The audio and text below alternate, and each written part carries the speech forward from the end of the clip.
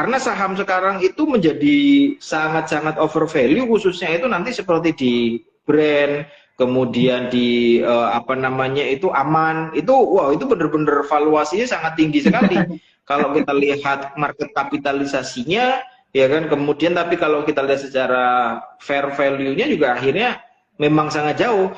Nah ini kalau misalnya terjadi yang namanya taking profit besar-besaran, ya kan, ini tentu nanti IHSG juga gampang banget goyahnya. Terlepas nanti saham-saham perbankan itu mengalami pertumbuhan laba yang bagus, dia mengalami kenaikan harga saham, tapi kalau saham-saham tersebut mengalami pelemahan, ya sama aja IHSG juga nggak akan bisa tembus 7.000 ke atas, ya kan? Karena juga akan ada yang memberatkan. Ini ibarat kayak 7.000 berapa 7.400 atau 7.000 sorry 7.200-an yang pernah kita capai itu sulit sekali dicapai karena saat itu bisa tercapai karena terbantu Goto juga yang waktu itu baru apa namanya beberapa bulan rilis ya, sehingga harganya itu masih sangat-sangat gede sekali kalau untuk pengaruh di pasar modal. Ya bayangin sekarang Goto dari 400 turun ke 60, sekarang walaupun naik lagi ke 80-an, itu kan valuasinya kan tinggal seperempatnya, ya kan? Nah itulah yang membuat kita juga berat kalau mau ke atas 7.000, ya kan? Tanpa membawa Goto kembali ke harga awalnya, begitu. Nah kalau misalnya kita mau pakai brand, nah brand apakah bisa nanti naik lagi? Kalau misalnya brand aman masih bisa naik lagi, maka 7.000 ini akan sangat ringan, ya kan? Karena kalau misalnya mengandalkan perbankan ini sudah perlu ditunggu, udah tinggal tunggu waktu aja dia mau naiknya akhir tahun atau awal tahun, ini sudah hampir pasti bakalan naik karena kalau lihat valuasi dan apa namanya pertumbuhan laba ini jelas-jelas lebih tinggi dari tahun lalu, tapi secara pricing masih sama seperti awal tahun, ya kan? Ketika laba 1 tahun kerja itu belum dirilis, ya kan?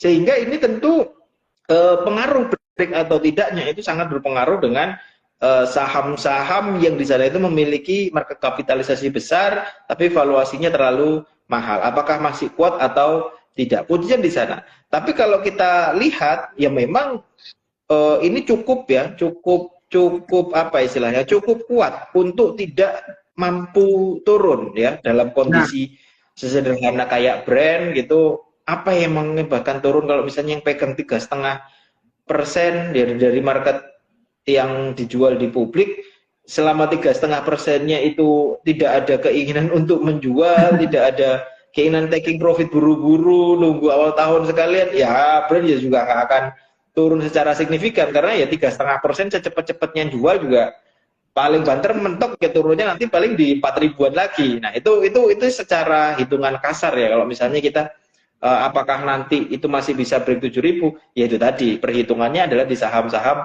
besar yang tersebut. Karena faktanya kalau misalnya di perbankan ya bisa-bisa aja. Kemarin laporan keuangan bagus ya ada potensi penurunan karena apa? Ada variabel global yang mengakibatkan apa namanya itu seperti suku bunga yang tiba-tiba dinaikkan gitu loh. Kemudian juga suku bunga Indonesia yang tiba-tiba naik.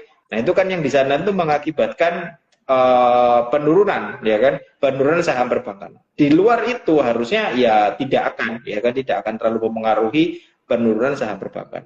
Sehingga ini yang perlu diwanti-wanti ya, break atau tidak itu benar-benar menyesuaikan nantinya. Tapi kalau proyeksi kita itu akan bisa break, entah nantinya itu di Desember atau di awal Januari. Tapi yang jelas, ya kan? Tapi yang jelas ini nanti benar-benar harus ada koreksi terlebih dahulu. Jadi entah nantinya yang dikoreksi itu brand aman atau mungkin yang himbarannya, ya kan perbankannya. Itu yang perlu kita apa namanya cegah ya, istilahnya kita perlu planning. Jadi kalau ada koreksi kita perlu kalau misalnya nanti ada koreksi kita perlu ambil atau tidak, karena untuk mencapai resisten ke 7.000 itu juga masih cukup panjang ya, dengan sekarang masih range 6.950-an. Begitu Mas Asikin. Iya, oke. Jadi kita lihat komposisi pembentuk indeksnya ya tadi Mas Rino. Jadi ada sekarang grupnya Himbara, kemudian grupnya PP ya, grupnya Prayogo Pangestu. Ini kan kayak Pak Prayogo ini kan kayak BRPT, brand ini kan juga lumayan juga gede juga bobotnya ke bobotnya ke indeks kita, dan juga tentunya saham-saham lain yang bobotnya besar. Oke. Mas Rino, sekarang kita coba analisa ke sektoral. Kita ke Himbara dulu deh. Hari ini salah satu yang kenaikan yang cukup besar di Himbara adalah BBRI. Kalau kita lihat chartnya hari ini pun BBRI gap up ya, Mas Rino ya, langsung naik loncat kodok nih ya. Ini apakah Ya, di harga sekarang ini masih sangat menarik BBRI atau jangan-jangan ini udah cukup tinggi nih? Meskipun kalau kita lihat kinerjanya kemarin memang sangat bagus juga ya untuk BBRI. Kalau analisanya Mas Rino untuk Himbara diawali dengan BBRI ini seperti apa, Mas Rino? ya. Kalau untuk BRI sendiri, ini karena memang dia itu salah satu bank yang dengan kinerja yang cukup baik, memang bukan yang terbaik juga, tapi bukan yang paling jelek juga. Tapi dia ini mengalami pelemahan yang cukup besar, ya kan? Ketika dia range highest price-nya itu di range 5.700, dia itu bisa sampai ke 4.800 ya kemarin. Jadi hampir 1.000 poin ya penurunannya. Bahkan itu dikala ketika labanya rilis itu bagus, ya kan, walaupun memang tidak bertumbuh secara signifikan, tapi ada pertumbuhan, tapi malah harga saham turun. Nah inilah yang di sana itu membuat istilahnya kayak defisit, ya kan, defisit untuk harga fair value-nya itu terlalu jauh, ya kan. Mungkin kalau dalam hitungan apa ya namanya ya, teman-teman manajer investasi terkadang harus hitung ini barang bagus, diskonnya terlalu banyak, ya kan. Jadi ini kalau udah terlalu banyak diskonnya, ya maka nanti baliknya dia pun yang akan apa namanya, yang cukup besar juga di antara yang selainnya yang di sana itu terdiskon kecil-kecilan. Nah itu untuk yang terjadi di BBRI ya. Kalau secara fundamental ya memang ya 11-12 dengan semuanya ya, bank-bank besar tersebut. Tapi ya kuncinya tadi karena dia penurunannya yang terlalu besar, ya kan. Karena kalau saya menghitung memang ya itu tadi, dibandingkan sama Mandiri dari range 6.300 turunnya kemarin mentoknya cuma 5.600, ya kan, nggak sampai 1.000 poin. BCA juga malah sedikit dari 9.300 mentoknya cuma di 8.700, ya kan. Kemudian BNI juga sama. Jadi minusnya itu nggak sampai 1.000 poin rata-rata, kecuali si BRI ini. Sehingga dia yang memang potensi untuk upside-nya itu paling banyak di antara yang selainnya, begitu. Iya. Kalau rekomendasi untuk Himbara yang paling oke untuk dikoleksi, Mas Rino lebih prefer yang mana, Mas Rino? Dari BBRI, Bank BNI, BMRI, Ya, atau mungkin juga Bank BCA deh. Kita masukkan juga list Bank BCA dari 4 big cap ya, itu siapa, Mas Rino? ya. Kalau untuk di saham-saham perbankan ini sebenarnya juga kurang enak juga ya kalau saya menyampaikan ya, karena memang kebetulan saja ini kalau fair-fairan saya juga biasanya nggak pernah saya sebut, tapi kalau kebetulan ya kan, kalau untuk saat ini Mandiri yang paling oke ya, karena kenapa, satu, pertumbuhan labanya yang paling besar, ini berbicara pertumbuhan laba bukan labanya yang paling besar siapa, kalau laba paling besar itu BRI, ya kan, tapi kalau kita berbicara growth ternyata Mandiri yang paling besar. Dan ini juga menjelang akhir tahun ya, ini menjelang akhir tahun, tentu nantinya akan ada segera laporan keuangan full year, ditambah lagi nanti mungkin beberapa bulan itu sudah langsung ini kan, apa namanya, pembagian dividen. Biasanya memang kalau bank-bank seperti ini kan awal tahun. Apalagi nanti mungkin ya BRI itu juga ada potensi akhir tahun itu biasanya ada dividen lagi, biasanya begitu, ada interimnya lah. Nah kalau untuk BRI, sehingga itu mungkin juga akan men-trigger yang saham BRI. Tapi itu pun nggak banyak, biasanya dividen yield-nya 1%. Tapi kalau recordnya Bank Mandiri, karena memang salah satu kayak bank yang pemberi dividen tertinggi ya selama ini, dividen tertinggi maksudnya. Jadi dia akan tetap mengupayakan memberikan range dividennya itu sangat tinggi, ya kan, dibandingkan bank-bank yang selainnya. Jadi nanti potensinya itu inilah yang akan diincar, ya kan, karena mungkin kalau misalnya dihitung dengan hitungan dividen, dihitung dengan itu mendapatkan dividen dalam hitungan bulan itu hanya menunggu beberapa bulan saja. Jadi kalau misalnya orang itu mau ngejar dividen plus capital gain dengan pertumbuhan laba yang besar, maka upside-nya Mandiri potensinya akan bisa lebih besar ke depannya. Karena dividen yield range 6%, 5%, nanti belum lagi kalau misalnya target price-nya itu bisa range sampai 6.500 atau 6.800, maka ini di total ini bisa 20% ya kan. Kalau misalnya bisa mencapai 7.000 ya kan. Jadi total 7.000 itu dalam tanda kutip ada dividen dan ada capital gain di dalamnya. Nah, itu misalnya nanti bisa dicapai, maka otomatis dari harga 5.700 kemarin atau 5.600 itu masih dapat range 20% pertumbuhan hanya dalam investasi beberapa bulan ke depan, ya kan? Dengan catatan nanti laporan keuangannya tentu bagus, ya kan? Sehingga dengan konteks yang sekarang, dengan pertumbuhan laba yang sekarang akan sangat disayangkan. Biasanya begini, prinsip perusahaan itu Mas Asikin. Ya. Ketika dia sudah bagus dalam satu kuartal, di kuartal 2 masih bagus, 3 masih sangat bagus, akan sangat disayangkan ketika kuartal terakhir itu nggak akan totalitas ya kan di sana. Itu yang berikutnya. Yang kedua, setotalitasnya pun juga andai kata hasilnya buruk, pasti nanti juga dari manajemen akan mengupayakan bagaimana laporan keuangan ini itu akan tetap kinclong, dalam artian entah pembayaran apa-apa itu sedikit ditahan di tahun berikutnya, atau misalnya apa yang dia akan tetap membentuk itu sebagai laba. Nah, ini yang di sana itu biasanya akan terjadi di perusahaan-perusahaan, ya kan? Sehingga teman-teman bisa pantau tuh 3 kuartal kok bagus terus, ada perusahaan yang 3 kuartal bagus terus, udah hampir pasti tuh kuartal keempatnya itu hampir pasti 80-90% dah itu akan bagus. Nah, sehingga itu yang perlu kita planning, apa yang mau kita ambil. Jadi kalau memang pertumbuhan growth labanya itu 3 kuartal terakhir itu yang terbaik mana, menurut saya ya itu adalah opsi yang terbaik begitu. Begitu pula nanti di sektor-sektor yang lain ya, kita bisa bandingkan. Misalnya sektor properti, ada ini nih. Nah, pertumbuhan 3 kuartal berturut-turut mana yang paling bagus, ya kan? Nah, itu nanti potensinya di kuartal 4 pun sisanya pasti tidak akan bagus, dan itu akan bisa leading dominate ya kan, mendominasi dari semua sektor yang ada di situ. Begitu Mas Asikin. Iya. Oke, luar biasa. Itu Sobat ID Jawa Timur, analisa Mas Rino untuk sektor banking ya. Jadi dari sekilas Bank BRI, Bank Mandiri seperti apa, dari Mas Rino lebih prefer ke Bank Mandiri, karena Bank Mandiri ini secara pertumbuhan labanya lebih oke daripada yang lain. Itu sebagai salah satu pilihan. Gitu. Oke, untuk Sobat ID Jawa Timur yang ingin menanyakan langsung ke Mas Rino terkait saham apa yang menarik atau kondisi saham yang saat ini sedang dimiliki, nanti ke depannya seperti apa enaknya, apakah hold ataukah jual aja, cut loss dan sebagainya, bisa langsung ditanyakan ke Mas Rino, mumpung dijawab langsung nih sama Mas Rino sama ahlinya. Iya.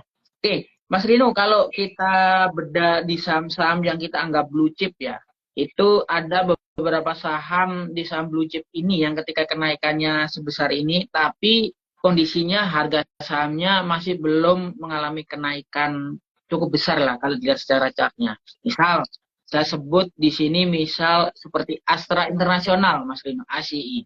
Nah, ini kalau menurut Mas Rino, apakah ACI ini masih oke nih untuk akumulasi? Mengingat kalau kita lihat kinerjanya pun juga nggak turun, malah akan mengalami kenaikan. Apakah ada sentimen butuh pada ACI atau juga pada Telkom juga? Kalau menurut Mas Rino sendiri, untuk saham ACI ini seperti apa, Mas Rino? Ya, oke. Baik, terima kasih Mas. Jadi kalau untuk saham ACI itu sendiri ya, sebenarnya kalau kita bilang bagus, memang bagus. Pertumbuhan labanya juga masih oke, ya kan? Ini juga kadang ini yang sebenarnya kita anggap peluang, ya kan? Jadi ada penurunan pun kita perlu menganggap ini sebagai peluang, teman-teman. Kalau memang dirasa ini sudah cukup murah, ya kan? Kalau perhitungan saya dari range 5.700 di lowest-nya awal tahun itu bisa mencapai 5.200. Padahal sebenarnya sampai kuartal 3 ini secara pertumbuhan juga range 15-20% ya secara pertumbuhan laba. 15-20%. Dan itu bukan angka yang kecil. Jadi let's say kembali ke tahun lalu dengan valuasi di tahun lalu, ya kan? Itu harusnya kita bisa lebih tinggi lagi. Apalagi di tahun ini itu sempat menyentuh di hampir angka 7.000 ya. Benar. Sempat hampir menyentuh 7.000 maka harusnya dengan valuasi yang lebih menarik, ini bisalah, at least kembali ke 7.000 itu sangat bisa sekali, ya. Nah, akhirnya kita perlu membaca peluang bahwasanya ini saham valuasi menarik, ada potensi keuntungan, ya kan? Maka ini akan bisa mengalami upside lagi. Cuma yang memang sedikit mengerem itu adalah beberapa hal. Satu, apakah bagusnya itu akan konsisten? Karena biasanya saham-saham sektor consumer dalam artian itu apa ya istilahnya, bukan sekedar consumer, pokoknya entah consumer cyclical, entah consumer, pokoknya yang memang dibeli oleh masyarakat ya, kebutuhan entah primer, sekunder, tersier, makanan, baju, kendaraan, motor dan sebagainya yang seperti itu. Selama tahun politik itu yang biasanya itu terkadang belumnya memang bisa naik, tapi pas tahun politik dan pasca ini sedikit agak kesulitan, ya kan, mengalami yang namanya pertumbuhan penjualan. Nah, apakah itu juga yang di sana itu membuat trigger ya dari Astra itu sendiri? Karena kalau berbicara kekhawatiran terkait Goto, ya kan, kekhawatiran terkait Goto, sebenarnya juga kita berkacanya di laba, ya kan. Ketika dia sudah investasi, ya kan, ketika sudah diinvestasikan, maka sebenarnya kan nilai tersebut itu bukan menjadi suatu kayak modal kerja, ya kan, tapi nantinya sudah jadi aset, ya kan. Terlepas asetnya itu nanti dibentukkan apapun, yang kita persoalkan adalah menghasilkan laba atau tidak, ya kan. Terlepas nantinya laba ini bukan dari investasinya dia di Goto ataupun di mana, asalkan jadi laba, apapun bisnisnya jadi laba, maka kuncinya di situ, ya kan, maka kuncinya di situ. Maka ini kalau dibandingkan Telkom malah jauh lebih bagusan Astra, ya kan, secara pertumbuhan labanya. Maka akan sangat menarik sebenarnya dengan kondisi saham Astra yang turun ini, tapi bukan sama dengan kita bener-bener ini kayak barang yang sangat-sangat rendah resiko, ya, itu kuncinya. Bukan yang sangat rendah resiko, karena sekali lagi tadi, karena ini adalah suatu perusahaan yang satu induk, ya kan, satu induk yang jualannya itu macam-macam, ya kan, yang jualan itu macam-macam. Andai kata misalnya dia itu murni jualan mobil kayak auto gitu, udah itu ngitungnya lebih gampang, ya kan, bagaimana pertumbuhan mobil dan sebagainya. Masalahnya nanti konsolidasiannya anak usahanya Astra itu masuknya di Astra, ya kan, dan akhirnya kuncinya sekali lagi memang di laba keuangan doang. Nah, tapi nanti ketika ada sentimen-sentimen lain yang berdampak di anak-anaknya, yang nanti itu ternyata juga orang khawatir ini nanti bagaimana konsolidasiannya di Astra. Nah, ini loh yang saya maksud resiko. Jadi beda sama ketika kita investasi di saham bank misalnya ya. Kita jangan bank deh. Misalnya kita investasi di saham properti, jelas yang diukur properti. Jadi ketika properti turun, kemudian kok indikatornya itu gampang. Kemudian indikator konsumen, inflasi dan sebagainya itu jelas sekian. Kemudian kok labanya naik, maka ini barang under value, udah. Jadi ngitungnya gampang. Maka ini sangat rendah resiko dalam tanda kutip, barangnya memang benar-benar murah, hanya saja memang sentimennya belum ada, dan ada kepastian ini inflasi sekian, maka tahun depan akan ada potensi pertumbuhan karena ekonomi mulai kencang kembali, udah ambil pasti naik. Rendah resiko karena hitungannya gampang. Nah, yang saya rasa Astra ini yang resikonya itu yang masih abu-abu, karena ini laba dari yang sektor mana dulu nih, konsolidasi dari mana, yang dari sektor istilahnya kayak perkebunannya kah, konsolidasi dari sektor itu industrinya kah, ya kan, seperti UMTR atau dan sebagainya.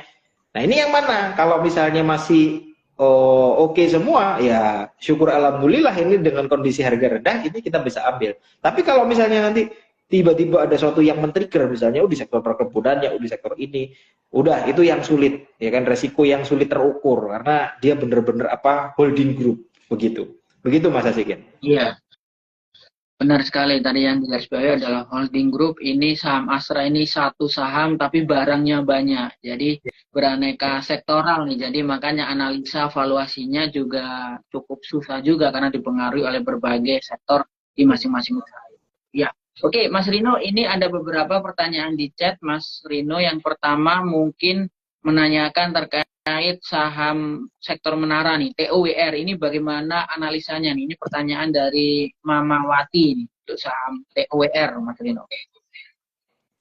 Ya, untuk saham TWR, yang pertama kita lihat dari sudut pandang teknikal ya. Jadi kalau misalnya dari sudut pandang teknikal, dia memang beberapa minggu yang lalu sempat menyentuh lowest price-nya ya, selama 3 tahun terakhir ya kan, itu di range 800 ya kan. Memang ini ya gini, resiko saham ketika ada 1 tahun tertentu dia itu naiknya kencang ya kan, maka ketika dia turun itu wah bener-bener kita harus nunggu tuh kayak jatuhnya itu sedalam apa. Nah itu karena kenapa? Karena ini valuasinya memang waktu harganya itu di highest price-nya dia tuh sangat mahal sekali kalau zaman 3 tahun yang lalu. Jadi memang valuasinya itu dari sektor tower itu dia yang paling mahal. Kalau bicara masalah bagaimana laporan keuangannya, sebenarnya nggak terlalu masalah, ya kan? Justru malah dia masih cenderung mencetak laba ya, walaupun ada penurunan laba dari tahun sebelumnya nggak growth, ya kan? Malah minus, ya kan? Tapi bukan rugi, ya kan? Hanya saja labanya itu sedikit terkikis. Dan ini hal yang sangat wajar dibandingkan tahun-tahun sebelumnya yang dilihat apa namanya itu ekonomi digital itu sangat kencang sekali zaman-zaman pandemi 2020, 2021, 2022. Jadi diperkencang terus ya kan pendirian tower dan sebagainya. Karena apa? Untuk apa namanya itu mempercepat jaringan yang di sana itu bisa diakses oleh masyarakat agar ekonomi bisa kembali lancar. Nah, tapi dengan kondisi sekarang kan ya pertumbuhannya kan nggak terlalu yang gimana-gimana, maka ya sangat diwajari ketika labanya tercetak tapi tidak terlalu tumbuh dibandingkan tahun sebelumnya. Nah, ini harusnya kalau berbicara valuasi, harusnya kenapa kok nggak tetap aja valuasinya, ya kan? Nah, inilah kondisi market. Ketika market merasa barang yang dia pegang, itu sebenarnya adalah barang yang terlalu mahal. Sehingga mereka sadar bahwasanya ketika satu barang itu terlalu mahal, walaupun dia itu kondisinya nggak turun, ya kan? Walaupun kondisinya nggak turun, tapi dia tahu bahwasanya saham itu nggak akan naik. Logikanya bang, ya. Karena ini sudah terlalu mahal. Nah, ketika suatu barang dirasa terlalu mahal dan sulit untuk naik, maka psikologinya adalah menjual, ya kan? Nah, inilah yang di sana itu dia akan membentuk equilibrium baru, yaitu berapa nanti range valuasi terbarunya dia berdasarkan dengan kondisi market yang akan melakukan sell off terus karena dirasa saham ini sulit naik, begitu.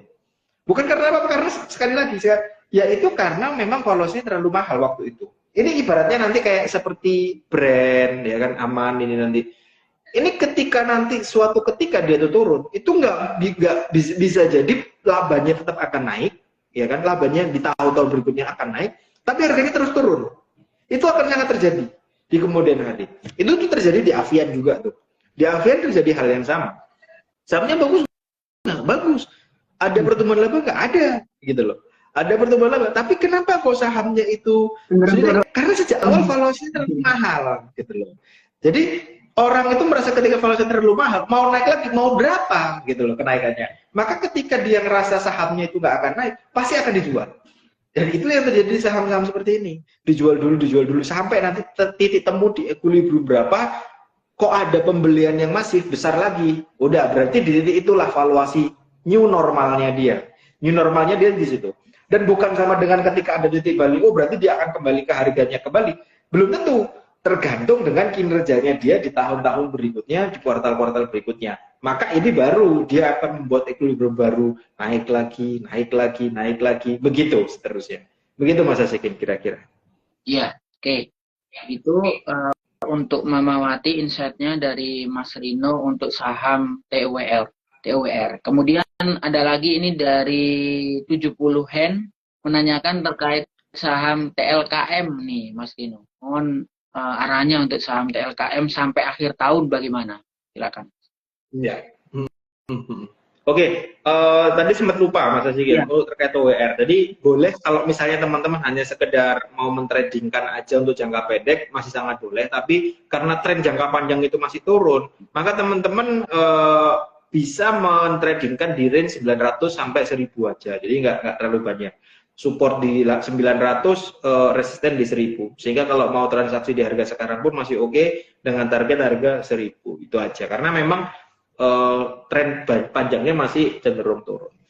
Nah, Telkom ini juga sektor yang kurang lebih sejenis ya.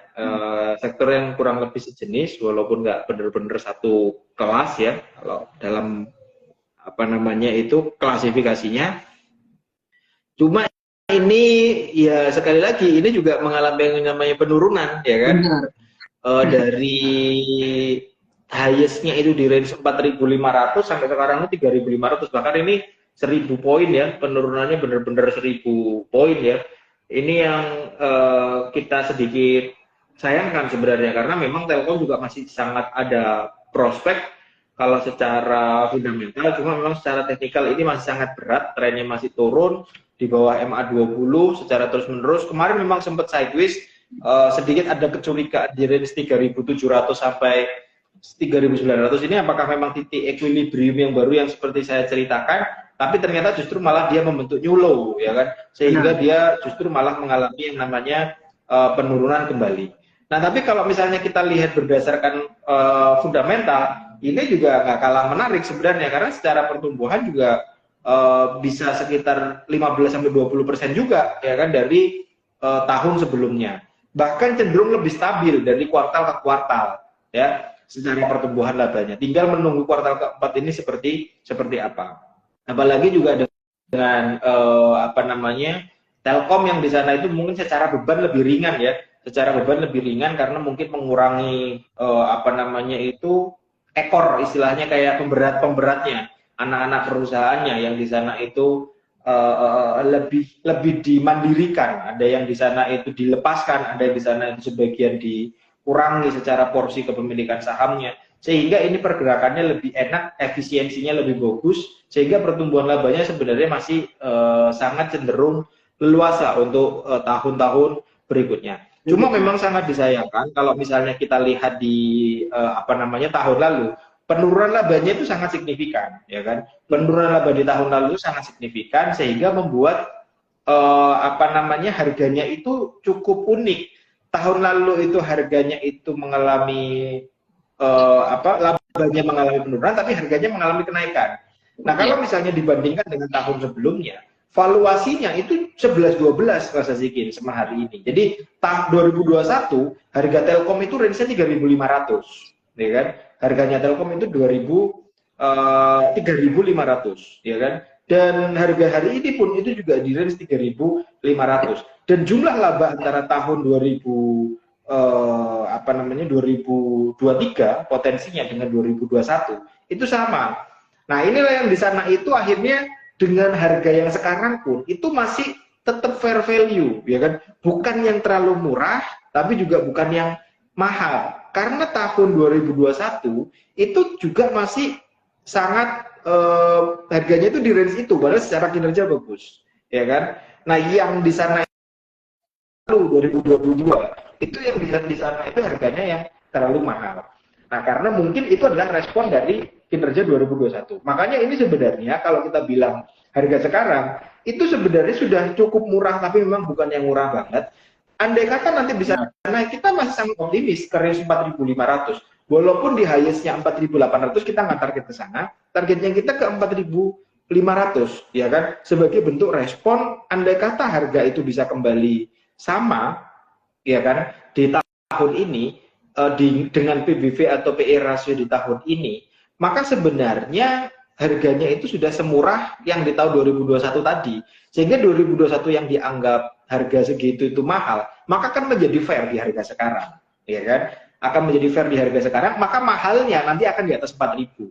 Sehingga ini kalau dari sudut pandang valuasi, harga 3.500 ini adalah harga murahnya dari Telkom, ya kan? Harga murahnya Telkom dengan konteks tahun ini, ya, yang bisa berpotensi ke 4.000 sampai 4.500. Nah, nanti di atas 4.000 itu sudah cukup mahal.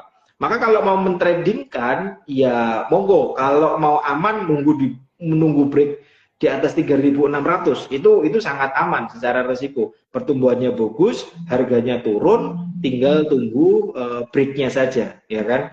Nah, kalau sekali lagi berbicara masalah sentimen, investasinya dia kemana dan sebagainya, terlepas dari itu semua, kembali lagi sekali lagi kalau kita melihatnya itu berdasarkan labanya. Selama laba masih bertumbuh, selama laba masih oke, nggak ada masalah dia hasil investasinya seperti apapun, ya kan. Itu adalah suatu hal yang lain ketika nanti diberitakan ternyata asetnya berkurang karena di apa misalnya, entah nanti dia apa namanya itu kurangi dalam bentuk dijual, ya kan, diliquidkan dan sebagainya, yaitu itu nanti akan ada sentimen-sentimen lain. Selama itu belum ada, fokusnya sekali lagi di laporan keuangannya. Begitu Mas Asik ya?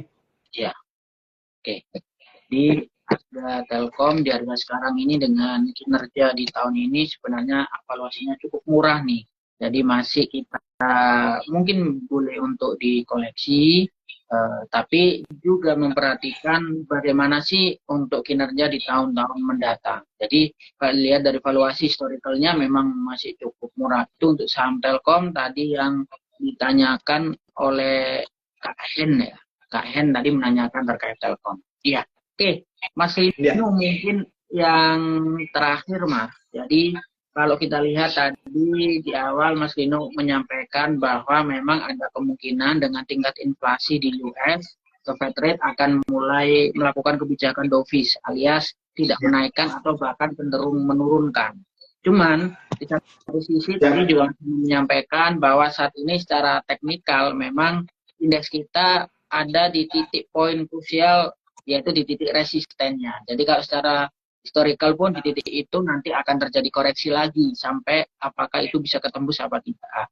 Melihat kondisi seperti ini Mas, mungkin ada saran dari Mas Rino untuk Sobat IDE Jawa Timur bagaimana bisa melakukan actionnya di pasar modal di dalam minggu ini Mas Rino. Silakan Mas Rino. Ya. Sebenarnya lebih mudah ya ketika kita melihat, teman-teman sekali lagi fokus saja ke pergerakan apa namanya itu saham-saham besar akhir-akhir ini, ya kan, saham-saham kapitalisasi besar akhir-akhir ini. Selama nanti saham perbankan mengalami pelemahan, yang dicek ya adalah saham-saham seperti Brand, Aman itu. Dengan kondisi yang sekarang mereka masih mengalami penguatan entah 1%, 2%, bahkan Brand hari ini masih bisa naik 7%. Manfaatin aja, ya kan. Jadi kita manfaatkan kenaikan tipis ataupun tebal dari saham berkapitalisasi besar dan volume besar yang transaksinya. Karena memang akhir-akhir ini pengaruhnya sekali lagi di situ dan uang semuanya berkumpul di situ. Bahkan kalau kita lihat apa namanya itu volume transaksi, kemudian valuasi transaksi, itu semuanya itu kalau dihitung-hitung 50% sampai 70% uang di situ semua tuh, ya kan. Jadi kayak barang itu minim ditradingkan di tempat lain, ya kan, ujung-ujungnya di situ semua, ya kan, terlepas nanti mereka keluar masuk dan sebagainya. Maka ya logika rezeki, ya kan, ya di mana ada gula ya di situ ada semut. Jadi di mana di situ banyak ada transaksi, teman-teman manfaatkan aja, sehingga dalam jangka waktu pendek ini bisa dimanfaatkan untuk untuk melakukan yang namanya trading jangka pendek, khususnya di saham-saham non perbankan seperti Aman, kemudian di Brand itu masih sangat dibolehkan, ya kan, sangat masih apa namanya menarik. Tapi kalau misalnya di saham-saham perbankan malah sedikit ketinggalan momentum, ya kan, karena kalau 2 minggu yang lalu ya waktu Mandiri di 5.600, BRI di 4.900 itu saya bahkan nggak tahu ya rezeki atau gimana, waktu BRI di rendahnya 4.830 tuh saya bener-bener cairin tuh apa namanya tabungan-tabungan yang ada tuh ya bener-bener buat beli saham-saham perbankan, karena memang sudah ditungguin kapan di saham perbankan turun, ya kan. Ya walaupun memang belum sampai all in, sudah ketinggalan, sekarang sudah naik lagi, ya nggak apa-apa lah, rezekinya yang masuk di situ segitu. Tapi tetap ada potensi kenaikan di sampai akhir tahun, sampai awal tahun itu masih cukup tinggi, sehingga bolehlah kalau mau nabung sedikit-sedikit, tapi dengan kondisi di hari ini tentu sangat disayangkan, ya kan. Mending nunggu lagi ada koreksi sedikit-sedikit lah, paling tidak BRI di bawah 5.100 itu bagus, Mandiri di bawah di bawah 6.000 itu masih bagus. BCA di bawah 9.000 itu masih bagus, ya kan? Sehingga kalau mau untuk minggu ini ya tetap tunggu turun. Ya. Tapi kalau mau yang sifatnya trading ya itu tadi cari yang volumenya gede. Itu masih sangat minim resiko, ya kan? Karena ini kayak mereka itu akan sangat menyayangkan andai kata mereka itu buru-buru keluar juga, ya kan, selama momen Desember. Tapi saya rasa mereka akan keluar, ya kan, di momen-momen Desember, momen Januari itu akan tetap mengurangi porsi, tapi nggak akan membuat harganya itu drop cukup banyak. Potensinya begitu, sehingga dimanfaatkan aja selama volumenya masih besar. Saya rasa itu, Mas Asikin. Iya, oke. Jadi memanfaatkan mumpung ada momentum dan banyak uang juga lagi berkumpul di situ, jadi manfaatkan sampai dengan nanti momentumnya berakhir. Oke, Mas Rino, terima kasih atas waktunya sore hari ini. Tentunya semoga Mas Rino dan tim dari Mandiri Sekuritas selalu sehat sehingga selalu bisa menemani Sobat IDX Jawa Timur dalam memberikan market update-nya. Terima kasih Mas Rino atas waktunya sore hari ini. Sampai bertemu di kesempatan selanjutnya. Ya, terima kasih Mas Asikin. Ya. Oke, terima kasih Sobat IDX Jawa Timur atas waktunya. Sampai bertemu besok. Ada juga daily update dan tentunya dengan sekuritas yang lain. Terima kasih. Salam sehat selalu. Wassalamualaikum.